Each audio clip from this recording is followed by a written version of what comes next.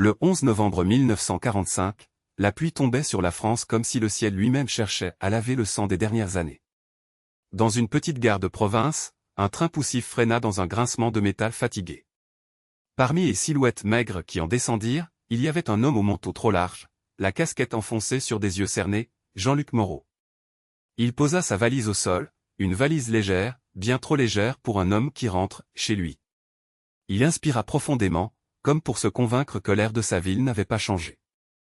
Mais déjà, quelque chose clochait, le silence. Pas de rire, peu de cris d'enfants.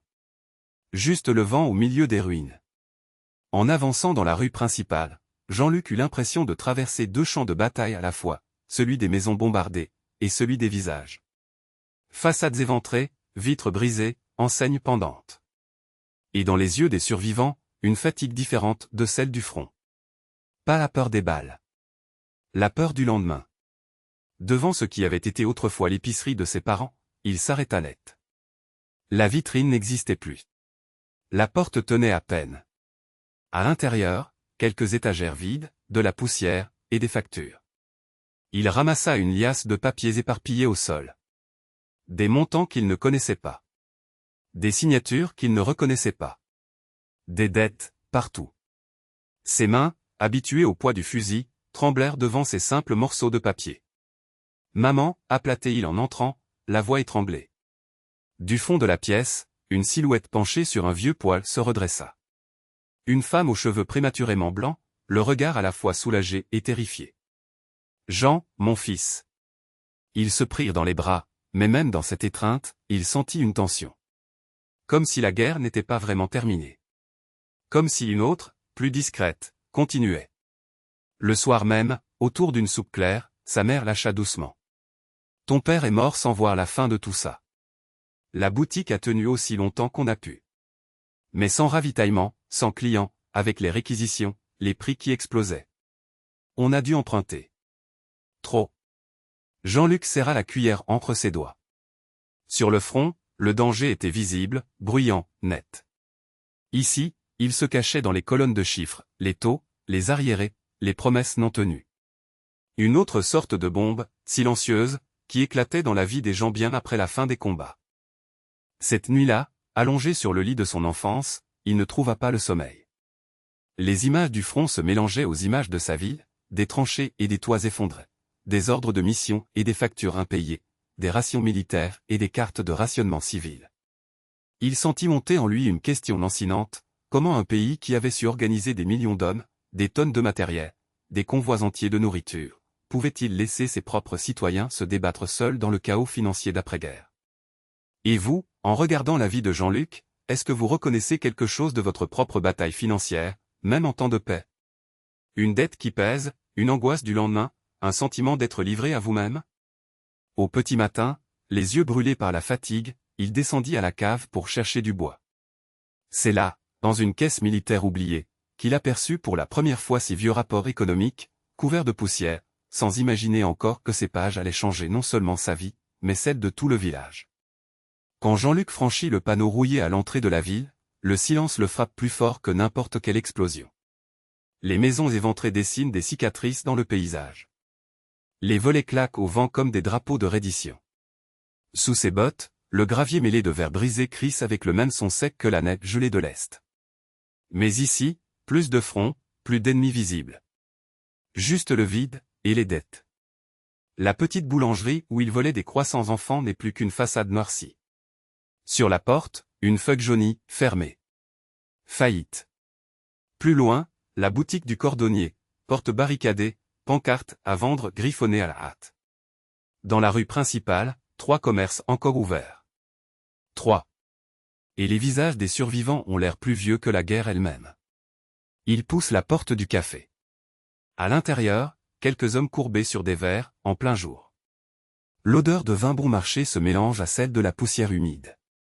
Le patron, Paul, le reconnaît immédiatement malgré les années. « Jean-Luc ? Mon Dieu, t'es vivant, toi !» Il s'étreigne, maladroitement. Puis, très vite, les questions tombent, comme des pierres. « T'as trouvé du travail quelque part ?» demande Paul en essuyant un verre déjà propre. Jean-Luc secoue la tête. L'usine de textile. Fermée. Les champs. Inondés, plus de matériel. Et l'État, il se gratte la tête et hausse les épaules. Ils disent que ça va venir. Des aides. Des plans. Mais on ne mange pas des promesses. Au fond de la salle, un ancien camarade de classe, René, ricane sans joie. Des plans. Le seul plan qu'on a ici, c'est de survivre jusqu'à demain. Les banques nous étranglent, les prix montent, et on doit encore payer les impôts d'hier avec l'argent qu'on n'aura peut-être pas demain. Les mots restent suspendus. Une fan assise près de la fenêtre, manteau trop léger pour la saison, murmure. Moi j'ai vendu l'alliance de mon mariage pour acheter du charbon cet hiver. Et l'hiver n'est pas encore fini. Jean-Luc écoute, le regard perdu dans son verre. Il a survécu au bombardement, à la faim, au froid, aux ordres absurdes. Mais ce qu'il voit là le désarme, une guerre sans drapeau, sans tranchée, où l'ennemi porte le visage de la facture impayée, du loyer en retard, du crédit que l'on ne comprend pas vraiment. Le soir, chez sa mère, il ouvre le buffet branlant à la recherche de quelques papiers pour mettre un peu d'ordre. Des lettres, des quittances, de vieux carnets. Et au fond, coincé derrière une pile de torchons, une caisse militaire poussiéreuse. Le métal froid sous ses doigts le renvoie aussitôt à la caserne, au convoi, aux cartes d'état-major. Il force la fermeture. À l'intérieur, des dossiers jaunis, couverts de tampons officiels. Rapport logistique approvisionnement, plan de rationnement secteur ouest, tableau de rotation convoi prioritaire. Il s'assoit, perplexe, et commence à feuilleter. Des colonnes de chiffres, des flèches, des schémas. Comment nourrir 10 000 hommes pendant 6 mois? Comment répartir le peu pour que cela suffise à tous? Comment éviter l'effondrement en anticipant les pénuries? Peu à peu, quelque chose s'allume dans son esprit. Il murmure pour lui-même. On a gagné des batailles avec ça. Des chiffres. De l'organisation. On a nourri des armées entières. Et nous, ici, on n'arrive même pas à garder un toit et un repas chaud. Il relève la tête, l'œil plus clair, comme si une idée, encore fragile, venait de naître. Et si les mêmes principes pouvaient sauver un village autant qu'un régiment? Et si l'argent n'était qu'une autre forme de ravitaillement organisé? Ce soir-là, Jean-Luc ne dort presque pas. Entre les ombres sur le plafond et les souvenirs de la guerre, une question ne cesse de tourner dans sa tête: comment transformer un plan de bataille en plan de budget? Le lendemain matin, il sait qu'il doit retourner au café, avec cette caisse de rapport sous le bras. Au matin, la lumière grise entrait par les carreaux brisés de la vieille école transformée en bureau communal. Jean-Luc avançait dans le couloir, le pas encore incertain, son uniforme usé flottant autour de lui comme un souvenir qu'il n'arrivait pas à quitter. L'adjoint au maire lui avait dit la veille: il reste des caisses de documents militaires au grenier. Des papiers sans importance. Si tu veux te rendre utile, débarrasse-nous-en. Sans importance. L'expression tournait en boucle dans sa tête. Le grenier sentait la poussière froide, le bois humide et le papier moisi. Sous la charpente noire, des montagnes de cartons s'empilaient, marquées d'inscriptions à moitié effacées: ravitaillement 1943, logistique front ouest, approvisionnement. Jean-Luc souleva un couvercle, fit glisser une liasse de dossiers. Des tableaux, des colonnes de chiffres, des flèches dessinées au crayon. Des cartes avec des lignes rouges, bleues, annotées de mots qu'il connaissait trop bien: flux, ressources, priorités. Il s'assit sur une caisse, un rapport ouvert sur les genoux. Plus il lisait, plus quelque chose en lui se réveillait. On y expliquait comment nourrir un régiment pendant un hiver entier, comment prévoir les pénuries avant qu'elles n'apparaissent, comment déplacer le peu de ressources disponibles au bon endroit, au bon moment, pour éviter l'effondrement. Tout était précis, pensé, presque froid. Mais sous cette froideur, Jean-Luc reconnaissait la même peur qu'il voyait aujourd'hui dans les yeux des habitants, la peur de manquer. Il murmura, comme s'il s'adressait à un officier invisible: vous avez réussi à nourrir des milliers d'hommes au milieu du chaos. Et nous, ici, on n'arrive même pas à garder de quoi tenir jusqu'à la fin du mois. Il tourna une page. Un graphique montrait des courbes lissées: entrée, sortie, réserve, perte. Il se surprit à remplacer, mentalement, le mot munitions par franc, ration par pain, dépôt central par foyer. Une idée, d'abord floue, commença à s'assembler, comme ces cartes qu'il dépliait au front: et si je traitais l'argent comme on traitait les vivres sur la ligne de front? Si un ménage, c'était une petite unité, et le village, une armée entière. Son cœur accéléra légèrement. Pour la première fois depuis longtemps, il ne pensait plus seulement à ce qu'il avait perdu, mais à ce qu'il pouvait construire. En bas, dans la rue, il aperçut par la lucarne les femmes faisant la queue devant la boulangerie, chacune serrant contre elle un sac de toile presque vide. Il entendit la voix sèche du boulanger, « Ce sera moins cette semaine, désolé. On n'a pas reçu toute la farine. » Un enfant tira la manche de sa mère, « Maman, et si on n'a plus de pain ?» Cette phrase le transperça. Il connaissait trop bien ce frisson-là. Il releva les yeux vers les piles de dossiers. Ce qui n'était, pour les autres, qu'un tas de papier à brûler devenait sous ses doigts une sorte de carte au trésor inversée, non pas pour trouver de l'or, mais pour éviter d'en perdre chaque jour un peu plus. Si la guerre nous a appris à économiser les balles, se dit-il, pourquoi ne pourrait-elle pas nous apprendre à économiser nos sous? Il descendit avec un premier carton, le posa sur une table, l'ouvrit avec une lenteur presque solennelle. Chaque feuille était désormais un indice. Il prit un crayon, un vieux carnet de poche, et commença à traduire ce langage militaire en mots simples, en croquis. Famille Dupont, unité de base. Dépenses fixes, ration quotidienne. Épargne, réserve stratégique. Peu à peu, sous sa main, un autre type de plan de bataille apparaissait, silencieux, fragile encore, mais porteur d'une promesse. Il s'interrompit, la pointe du crayon suspendue au-dessus du papier. Et si les autres se moquent? Et si personne ne comprend? Demanda une voix en lui, la voix de ses propres doutes, la même qui lui répétait qu'un soldat brisé n'enseigne rien à personne. Pourtant, une seconde voix, plus calme, lui répondit intérieurement, « Tu sais ce que c'est que d'avoir faim, de compter chaque morceau de sucre. » Eux aussi. Parler le même langage, la peur, la fatigue, le manque, et la dignité qu'ils veulent retrouver. Il leva la tête, regarda par la fenêtre le village meurtri, mais vivant. S'ils savaient aligner leurs pièces de monnaie comme on aligne les convois, s'ils savaient prévoir un hiver comme on prévoit une offensive. Peut-être qu'ils dormiraient un peu mieux. Sa main se remit à bouger plus vite, comme si ses pensées rattrapaient enfin des années de silence. Il ne le savait pas encore, mais à cet instant précis, au milieu des feuilles tachées d'encre et de café séché, Jean-Luc venait de faire un premier choix invisible, transformer sa douleur en méthode. Et ce choix, bientôt, allait l'amener à affronter non seulement les chiffres, mais aussi la honte, la fierté et les peurs financières enfouies de tout un village. Les jours suivants, Jean-Luc s'enferma presque dans la petite pièce froide qui lui servait de chambre. Sur la table bancale, il avait étalé une carte de la région, jaunie, couverte de symboles militaires. À côté, les rapports, colonnes de chiffres, tonnage de vivres, consommation journalière, prévision de ravitaillement. Dehors, on entendait parfois le rire bref de quelques enfants, vite étouffé par un silence pesant et par le vent qui passait dans les maisons éventrées. Il posa un doigt sur la carte, traçant la ligne d'un ancien convoi de ravitaillement. Dans sa tête, les images revenaient, les camions avançant de nuit, les caisses de pain et de munitions, les calculs précis pour que rien ne manque au front. Il murmura, comme pour lui-même, si on pouvait nourrir des milliers de soldats sous les bombes avec ça, on doit bien pouvoir aider l'infamie sans canon au-dessus de la tête. Un soir, sa sœur, Claire, entra sans frapper, un panier vide au bras. Toujours avec tes papiers de guerre, Jean-Luc? Tu comptes nourrir qui, avec des chiffres? Il leva les yeux vers elle, fatigué mais décidé. Justement. Regarde. Il prit un rapport, le tourna vers elle. Ici, on calcule combien de pain un bataillon consomme en une semaine. Et on prévoit toujours une marge, une réserve.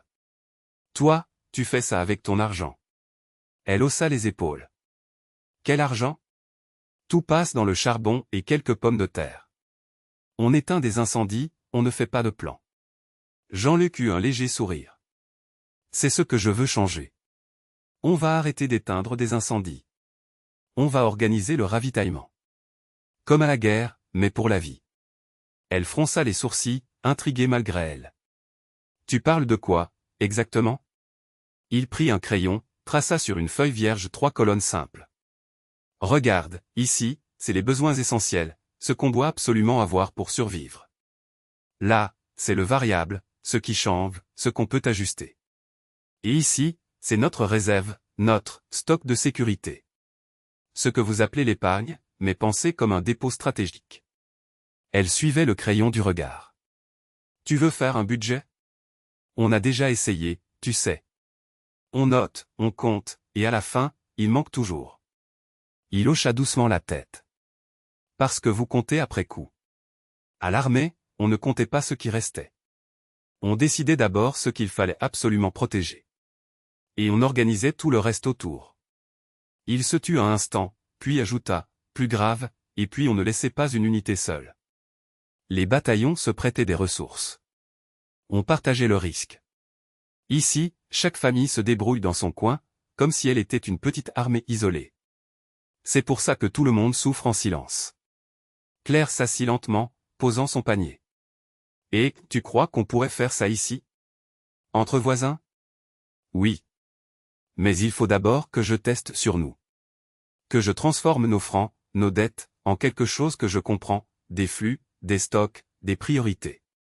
Ce soir-là, à la lueur tremblante d'une bougie, Jean-Luc commença à traduire sa survie militaire en une stratégie de survie financière. Pour la première fois depuis son retour, il ne subissait plus le chaos, il le cartographiait. Il ignorait encore qu'au-delà du foyer, c'était tout le village qui allait être entraîné dans ce nouveau plan de bataille économique.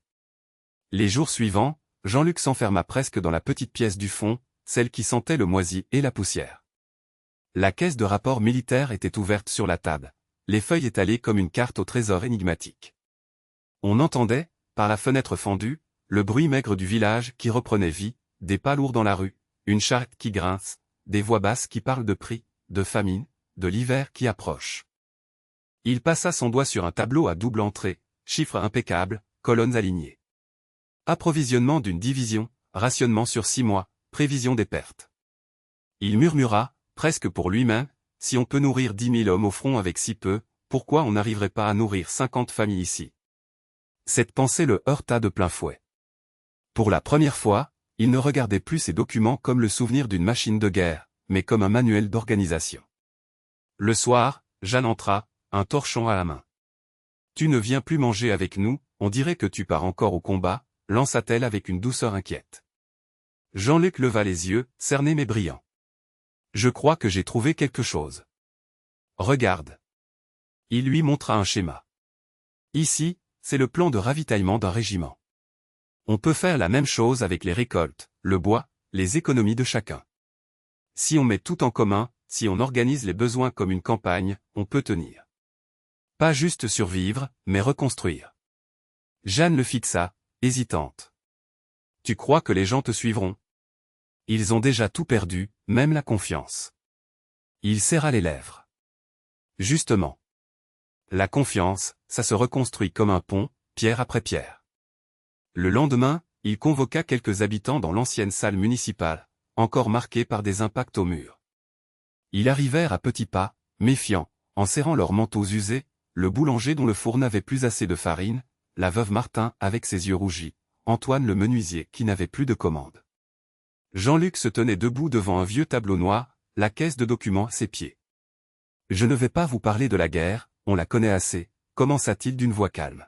« Je vais vous parler de ce que l'armée faisait pour ne pas mourir de faim. » Quelques regards se levèrent.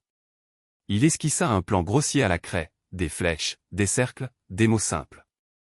Imaginez que notre village, c'est un bataillon.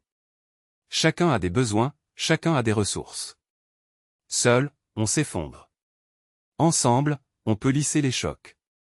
On met une partie de ce qu'on a dans un pot commun, un peu d'argent, un peu de nourriture, un peu de temps. Et on décide ensemble comment le distribuer, selon les urgences. Le boulanger fronça les sourcils. Et si certains prennent plus qu'ils ne donnent? Jean-Luc hocha la tête. C'est la peur de tout le monde. Au front, on la connaissait aussi. Alors on tenait des registres, on faisait des inventaires, on donnait des responsabilités claires. Celui qui trichait mettait les autres en danger. Ici, c'est pareil. On aura des règles. De la transparence. Il se tut un instant, puis ajouta, et on aura quelque chose qu'aucun bureau à Paris ne nous donnera. La solidarité qui se regarde en face. Un silence lourd s'installa. On entendait le vent siffler à travers une vitre cassée. La veuve Martin serra son châle. Je n'ai presque rien, juste quelques pièces et le jardin derrière la maison. À quoi je sers dans ton bataillon? Dans ses yeux, on lisait la honte d'être pauvre, cette honte qui ronge plus que la faim. Jean-Luc s'approcha d'elle, la voix plus douce. Madame Martin, au front, on disait, celui qui tient la lampe vaut autant que celui qui tient le fusil. Vos quelques pièces, vos légumes, votre temps, tout compte. Ce système n'est pas fait pour les forts, il est fait pour que les plus fragiles ne tombent plus les premiers. Dans un coin de la salle, Antoine toussa. Et si on échoue? Si ça ne marche pas? On n'a plus le droit à l'erreur, Jean-Luc. Cette phrase résonna dans la tête de Jean-Luc. Lui aussi, il avait peur. Peur de revivre un effondrement, mais cette fois sans uniforme, sans ordre, sans mission officielle. Il inspira profondément. Au front, on ne savait jamais si un plan marcherait. Mais on savait une chose, ne rien faire, c'était mourir à coup sûr. Ici, ne rien organiser, c'est rester prisonnier de la misère. Je ne vous promets pas des miracles. Je vous propose une stratégie. Il se recula, la craie encore entre ses doigts, et laissa ses mots flotter dans l'air. Les regards s'échangèrent, entre doute et curiosité. Une première main se leva, hésitante. Puis une deuxième. Jean-Luc sentit son cœur accélérer. Il ne le savait pas encore, mais ce moment précis allait décider de l'avenir financier et émotionnel de tout le village. Et peut-être du sien. À partir de ce jour-là, la maison de Jean-Luc ne ressemblait plus à une maison, mais à un poste de commandement. Sur la table bancale de la cuisine, il avait étalé des feuilles jaunies, des cartes grossières de la région, et ce petit carnet noir où il traçait, au crayon, des colonnes de chiffres. Le poêle ronronnait faiblement, diffusant une chaleur maigre, tandis que dehors, le vent de l'hiver s'engouffrait dans les ruelles dévastées. Un soir, Marie s'approcha, essuyant ses mains sur son tablier. « Tu passes tes nuits à griffonner, Jean-Luc. On n'a presque plus de bougies. Qu'est-ce que tu cherches exactement ?» Il releva la tête, les yeux cernés mais brillants. En guerre, on ne gagnait pas parce qu'on tirait mieux que l'ennemi, mais parce qu'on tenait plus longtemps. On savait où chaque ration allait, chaque balle, chaque couverture. Là. Il montra la pièce nue. On se bat sans plan. Je veux un plan. Pour nous, pour le village. Il lui expliqua, maladroitement d'abord, puis avec plus d'assurance. Il parlait de ligne de ravitaillement en désignant l'armoire à provisions, de stock stratégique en évoquant le sac de pommes de terre dans la cave, de risque partagé en mentionnant le voisin boulanger et le vieux paysan. Marie fronça les sourcils. Tu veux transformer le village en caserne? Non, au contraire. Je veux qu'on arrête de vivre comme en état de siège intérieur. Tu vois, là. Il prit une feuille. Ce que je fais, c'est un budget. Mais pas un budget de misère. Un budget de bataille. On décide où va chaque franc avant qu'il ne nous glisse entre les doigts. Les premières semaines furent hésitantes. Avec quelques voisins, ils se réunissaient dans la grange de la famille Dubois. Les bottes traînaient la boue sur le sol de terre battue, l'air sentait le foin humide et la fumée de tabac. On se serrait autour d'une lanterne unique. « Combien tu dépenses pour l'huile, toi, chaque semaine ?» demandait Jean-Luc. « J'en sais rien, ce que la boutique demande », répondait un homme, embarrassé. Jean-Luc posait alors les questions que personne n'avait jamais osé poser à voix haute, et tes dettes. Et ce que tu mets de côté. Et ce qui te réveille la nuit? Les premiers rires furent nerveux, presque défensifs. On se cachait derrière des boutades. De côté? On met juste de côté nos illusions, mon vieux. Derrière l'humour, pourtant, affleurait une peur commune, une honte têtue. La honte de ne pas savoir gérer. La honte de tendre la main. La honte, surtout, de se sentir impuissant face à l'argent.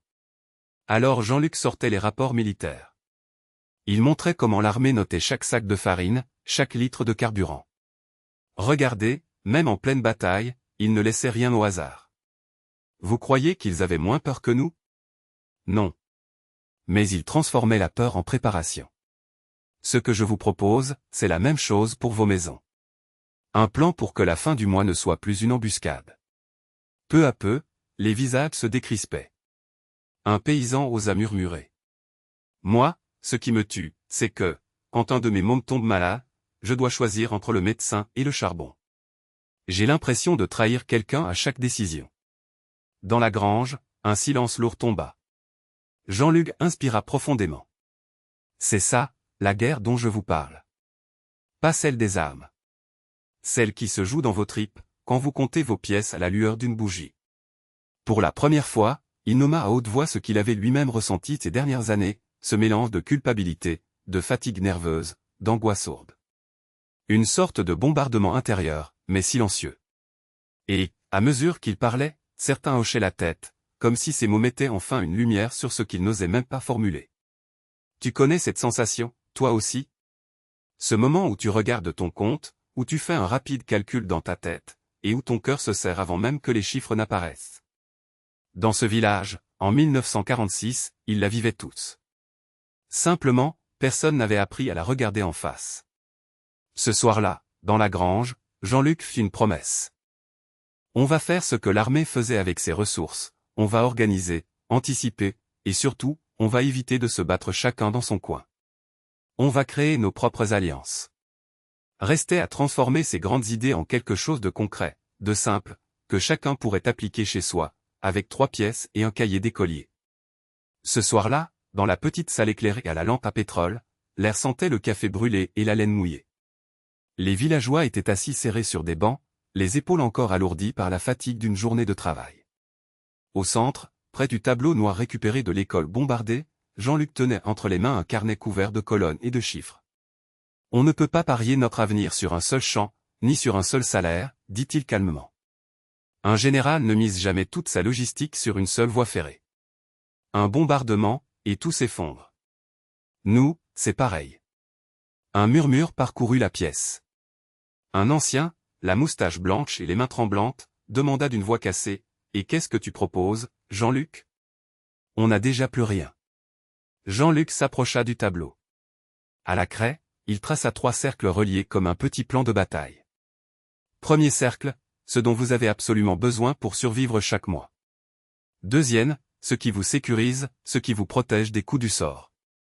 Troisième, ce qui construit l'avenir. Si votre argent ne sait pas dans quel cercle il va, il se perd, comme une unité sans ordre, en plein brouillard. Une jeune femme au fond, Madeleine, leva la main. Ses yeux portaient la même inquiétude que ceux de tant de mères, mais moi, je n'ai pas de quoi remplir le 3e cercle. Je paye juste le premier, et encore. Jean-Luc la regarda longuement. Tu n'es pas la seule. C'est pour cela qu'on ne va plus se battre chacun dans son coin. À la guerre, ce qui sauve, ce n'est pas seulement le courage individuel. C'est l'organisation collective. On va mutualiser. Les bons mois de certains couvriront les mauvais mois des autres. Comme on partage le pain, on partagera aussi les risques. Quelques têtes hochèrent, d'autres restèrent sceptiques. Et si quelqu'un abuse, lança une voix acerbes près de la porte. S'il en prend sans jamais donner. Jean-Luc se redressa. On retrouvait dans son regard la fermeté de l'officier d'autrefois. À l'armée, on apprend 2 choses, la discipline et la confiance. Sans l'une, la seconde se brise. Sans la seconde, la première devient tyrannie. Alors on va mettre des règles simples, écrites. Chacun saura ce qu'il donne, ce qu'il reçoit, et pourquoi. L'argent ne sera plus un tabou. Nous le regarderons en face. Il posa alors sur la table une petite boîte en métal cabossé, vestige de munitions. Celle-ci, c'est notre caisse de ravitaillement. Elle ne portera plus des balles, mais notre épargne commune. Chaque mois, un peu. Même 20 francs. L'important, ce n'est pas le montant, c'est le réflexe. Comme un soldat qui remplit son sac avant de marcher. Dans les coins de la salle, quelques regards changèrent, une légère lueur de possibilité traversa la résignation. Mais en même temps, dans le silence entre 2 phrases, on sentait la peur sourde, peur de manquer, peur d'être trahi, peur de s'illusionner encore. Jean-Luc inspira profondément. Je ne vous demande pas d'y croire tout de suite. Je vous demande de regarder honnêtement votre propre bataille. Où gaspillez-vous votre énergie? Où votre argent fuit-il sans que vous osiez le voir? Quelle est votre plus grande douleur, là, maintenant? Est-ce la dette? La peur de vieillir sans rien? La honte de demander de l'aide? Son regard parcourut la pièce, s'attardant sur chaque visage. Répondez en vous-même. Mettez un nom sur cette douleur. Parce que ce soir, nous ne faisons pas que des calculs. Nous changeons notre façon de nous voir face à l'argent. Et cela, c'est la première vraie victoire. Au dehors, le vent soufflait entre les ruines comme un rappel du chaos passé. À l'intérieur, quelque chose commençait pourtant à se réorganiser, à se tendre, comme une armée qui se met en rang après la débandade. Il ne savait pas encore que cette petite boîte en métal et ses cercles tracés à la craie allaient bientôt les confronter à des choix bien plus intimes qu'il ne l'imaginait. Ce soir-là, la petite salle de la mairie est pleine à craquer. Les vitres vibrent légèrement sous les bourrasques de vent, et l'odeur de laine mouillée flotte dans l'air. Jean-Luc se tient devant les villageois, les vieux rapports militaires étalés sur une table branlante. Ses mains tremblent un peu, mais sa voix, elle, est claire. Vous voyez ces chiffres, dit-il en montrant une colonne noire de calcul. À l'époque, ils servaient à nourrir des régiments entiers sans gaspiller un sac de farine.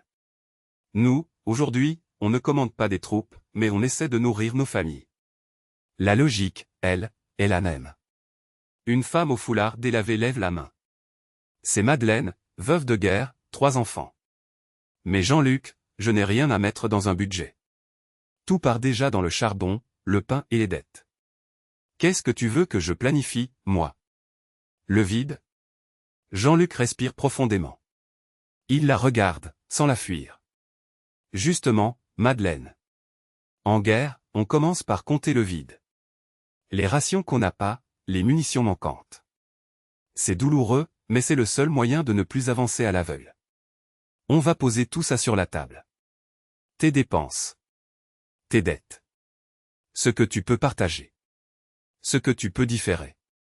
Il prend une craie et trace, sur un vieux tableau noir, 3 colonnes, vital, important, à retarder. Puis il ajoute en dessous, ressources, alliés. Ce que faisaient les généraux, explique-t-il, c'était de transformer le chaos en carte lisible. Une carte, ça ne supprime pas les bombes, mais ça t'évite de marcher droit vers elles. Votre budget, c'est votre carte.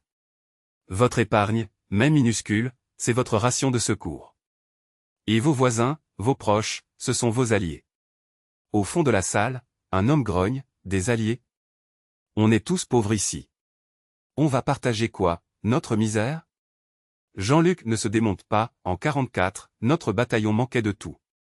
Mais on avait mis en commun les outils, les informations, les forces. Celui qui savait réparer, réparait pour tous. Celui qui avait un peu de tabac l'échangeait contre des services. La richesse, ce n'est pas seulement l'argent. C'est le savoir, le temps, la fiabilité. Aujourd'hui, vous pensez en individus isolés. Mais la guerre m'a appris que celui qui reste seul, tombe le premier. Il marque une pause, regarde la salle. Dites-moi, quelle est votre plus grande douleur aujourd'hui? La peur du loyer. Les dettes. De ne pas pouvoir offrir un avenir à vos enfants. Son regard balaie les visages fermés. Mettez un nom dessus. Là, maintenant. Un murmure roule dans la pièce. Les dettes. Le loyer. La honte d'emprunter. Les mots sortent, comme des éclats d'obus qu'on arrache enfin des chairs. Jean-Luc hoche la tête. Voilà. On ne peut pas bâtir une stratégie sur ce qu'on n'ose même pas nommer. Tant que votre argent est juste une source de honte, de peur, il vous tient en otage. Le jour où vous le regardez en face, même si les chiffres sont terribles, vous reprenez une chose essentielle, le commandement. Il se penche légèrement vers eux, comme pour établir un pacte. Si ce que je vous dis résonne un peu en vous, ne le gardez pas pour vous. Dites-le. Dites, je veux reprendre le commandement de mon argent, même avec presque rien. Parce que ce chemin-là, je ne peux pas le faire à votre place. Mais je peux marcher à vos côtés. Un silence dense retombe. Puis une première voix, timide, je veux essayer. Puis une autre. Et encore une. Comme des petites braises qui s'allument dans l'obscurité. Jean-Luc sent quelque chose se déplacer dans la pièce, pour la première fois depuis longtemps. Ce n'est plus seulement la peur qui circule, mais une forme de décision. Une fragilité assumée, presque digne. Il se redresse. Très bien. Alors, maintenant que vous avez nommé votre douleur, on va faire ensemble ce que l'armée nous a obligés à faire sous les bombes, établir un plan. Pas un rêve. Un plan concret, en étapes. À partir de ce que vous avez, et pas de ce que vous regrettez de ne pas avoir. Ce soir-là, bien des années plus tard, Jean-Luc referme délicatement le vieux classeur de cuir. Ses mains ont vieilli, ses rides racontent presque autant d'histoires que les feuilles jaunies à l'intérieur. Par la fenêtre, on entend les rires de quelques enfants sur la place du village, là où autrefois ne résonnaient que des pas pressés et des murmures inquiets. Assis en face de lui, un jeune homme le regarde, les sourcils froncés. C'est Mathieu, trentenaire, salarié fatigué, noyé dans des petits crédits et des grandes angoisses. Il est venu chercher des conseils, et il a trouvé un vétéran qui lui parle de logistique de guerre pour gérer un compte bancaire. Tu comprends maintenant, demande Jean-Luc avec un demi-sourire. L'argent n'est pas un ennemi, ni un dieu. C'est un soldat. Tu dois lui donner un rôle, une place, une mission. Sinon, il déserte. Mathieu hoche la tête, encore un peu perdu. Mais, et si j'ai déjà tout gâché? J'ai des retards, des dettes. Je me sens, en ruine. Comme votre village, après la guerre. Jean-Luc se penche vers lui, le regard soudain très sérieux. Tu sais ce que j'ai appris en rentrant du front? On ne reconstruit jamais en un jour. Ni une ville, ni une âme, ni un budget. Mais chaque franc que tu donnes à ta liberté, chaque euro que tu protèges de l'impulsivité, est une brique de plus dans ton avenir. Il pose l'index sur la table, comme s'il traçait un plan invisible. Commence par ton ravitaillement, ce qui est vital. Nourriture, toit, santé. Ensuite, sécurise tes lignes arrières, une petite épargne, même minuscule, mais régulière. Puis, une à une, tu traites tes dettes comme des objectifs à reprendre. Tu te bats, mais avec calme. Pas avec la panique. La panique, tu la laisses à l'ennemi. Un silence s'installe. On entend le clocher sonner au loin. Mathieu respire plus lentement. Ce n'est pas qu'il ait tout compris, mais il sent que quelque chose a bougé. La guerre, pour lui, n'est pas faite de bombes, mais de factures, de comparaisons, de peur. Pourtant, les mêmes principes peuvent le protéger. Dis-moi, Mathieu, reprend doucement Jean-Luc, si tu devais nommer ta plus grande douleur financière, là, maintenant, ce serait quoi? Le jeune homme réfléchit longuement. Ses yeux se perdent dans les ombres de la pièce. J'ai peur de ne jamais m'en sortir. D'être toujours en retard. De décevoir. Jean-Luc acquiesce, sans jugement. Alors commence par la nommer. Écris-la. Affronte-la comme un général analyse le champ de bataille. Tu vois, moi aussi, un jour, j'ai dû admettre que je ne savais pas gérer. C'est ce qui m'a sauvé. Il se redresse, avec une énergie inattendue pour son âge. Tu n'es pas obligé d'attendre une guerre pour apprendre à organiser ton argent. Tu peux commencer ce soir.